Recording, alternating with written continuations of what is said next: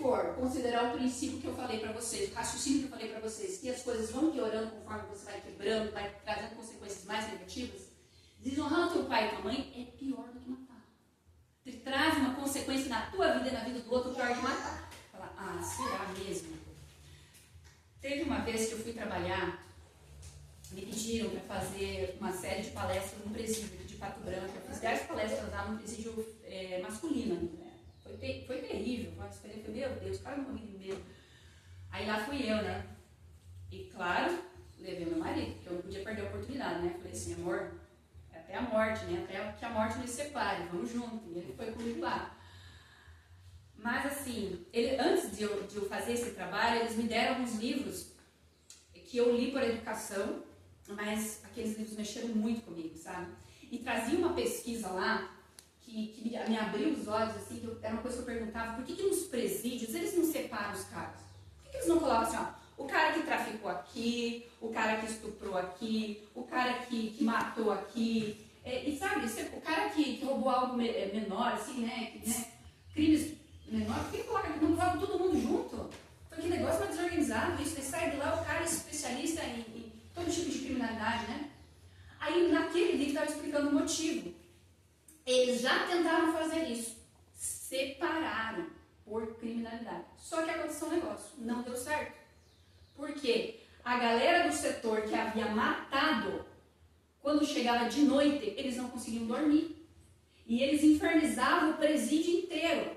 E não era assim que eles não conseguiam dormir porque o outro tinha matado. Eles não conseguiam dormir porque eles não tinham paz, e eles ficavam extremamente perturbados, eles começavam a convulsionar, a passar mal, porque eles se uniam e aquela atmosfera aumentava, né? Aquela atmosfera pesada aumentava, e eles ficavam extremamente atribulados, e eles não conseguiam dormir. Então você vê a consequência que você tirar uma vida de uma pessoa traz para você. Então para você destruir outro ser humano, não se engane. A gente que não se engana, primeiro você precisa destruir você. Uma parte do teu ser vai ter que morrer para você destruir o outro. É o preço que você paga. Não tem, gente. Se você mente para outra pessoa, você está destruindo algo dentro de você e destruindo aquela pessoa. Está destruindo a confiança daquela pessoa, mas algo dentro de você vai ter que morrer. E você paga com o preço da tua vida. E eu comecei a entender isso, falei, gente, negócio muito sério. Então, quando você olha para cá, o princípio da gratidão, o princípio da veracidade, Deus protege aqui a tua propriedade. Ele protege aqui a tua família, né? Não atrás, ele protege a tua vida. Tu viu que começa a subir, né? Aqui, ó, por exemplo, o princípio da veracidade, ele está protegendo a tua imagem. As pessoas não te difamarem. Quem que gosta de ficar mal na foto? Ninguém gosta, né? Quem gosta de ter a imagem difamada? Então, você vai vendo que Deus, ele se preocupa com detalhes. Ele vai se preocupando aqui com a tua imagem, com a tua propriedade, com a tua família, com a tua vida. E aqui ele está protegendo quem? Ele está protegendo a tua mente. Quando você vai, e a Zeida pode falar disso com muito mais propriedade do que eu, né? Você vai para um terapeuta, vai para um psicólogo, você chega lá, conversa com a galera, o que eles te perguntam quando você chega lá? Como foi a sua infância? Como que é o relacionamento com o seu pai? Como foi o relacionamento com a sua mãe? Por quê? Porque disso depende todo o resto. O relacionamento que você tem com os seus pais vai ditar o relacionamento que você tem com os outros. Se você é uma criança que não recebe a atenção dos seus pais, você vai ser carente pro resto da sua vida. Estava falando do parênteses aqui, que na Europa o governo patrocina as mães, né? Ele dá-se uma incentivo, bolsa, né? Para que as mães, mãe rica, mãe pobre, independente, né? Que as mães até os 2 anos de idade, elas fiquem em casa e não coloquem as crianças nas creches, que elas dêem um time na carreira delas, né? Porque elas não querem dar time lá. A gente sabe que o nível de natalidade é muito baixo, para que elas não façam isso, porque o governo sabe a consequência que vai ter depois no sistema de saúde. Você acha que o governo ia pagar 2 anos para as mulheres engravidar se isso não trouxesse dinheiro para o bolso, para os fundos públicos? Nunca. Então ele sabe, a criança que é criada com o pai, com a mãe, que recebe atenção, é uma criança que vai se tornar um adulto que não é carente. E a pessoa que não é carente, que quer ser o centro das atenções, que não é extremamente egocentrista, ela vai conseguir resolver os problemas com muita facilidade.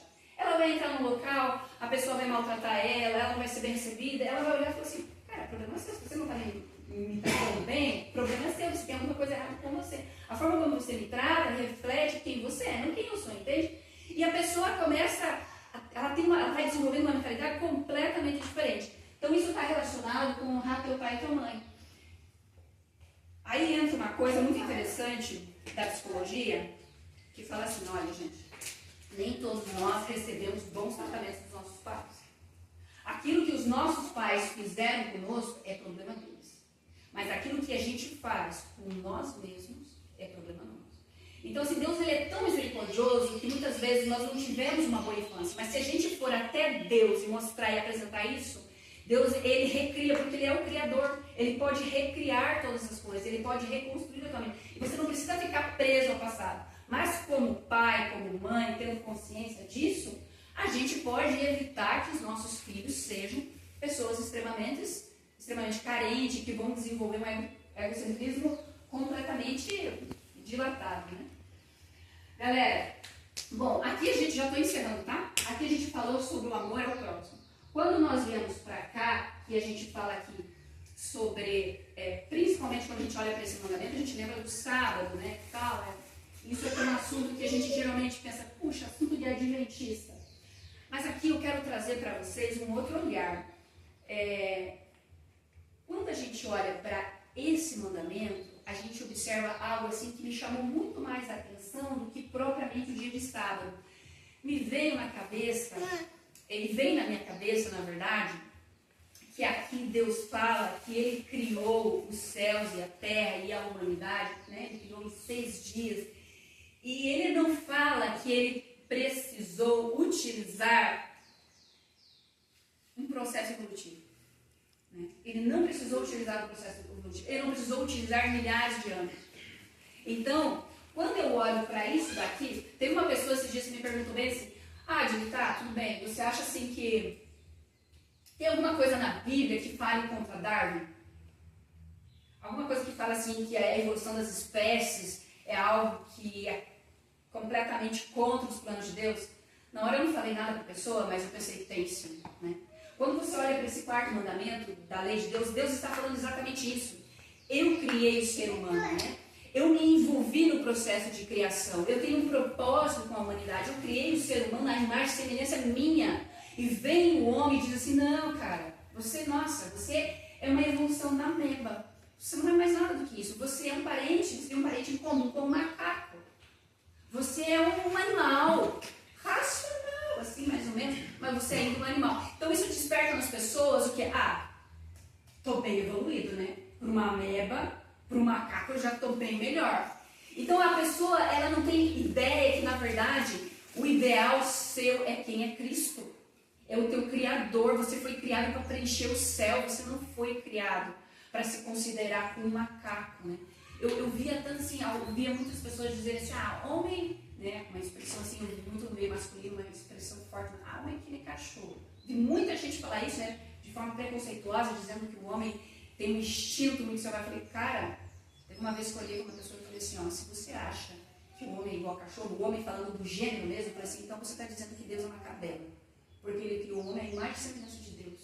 O que tu está dizendo? A pessoa levou um susto assim, falou, falei, a gente foi pra... Mas por que a pessoa tem essa ideia? Porque não tem esse conceito, né? Então, assim, tem uma coisa que fala, assim, que eu já fui falar e eu acho muito interessante. Toma cuidado com a cerca que você tira. Porque tenha certeza por que foi colocado lá. Porque às vezes você tira aquela cerca e por onde passa o boi, passa uma boiada inteira. Isso daqui tem a finalidade de proteção. Proteção do quê? Bom, vamos lá. Aqui protege a entrada do teu coração, para você ser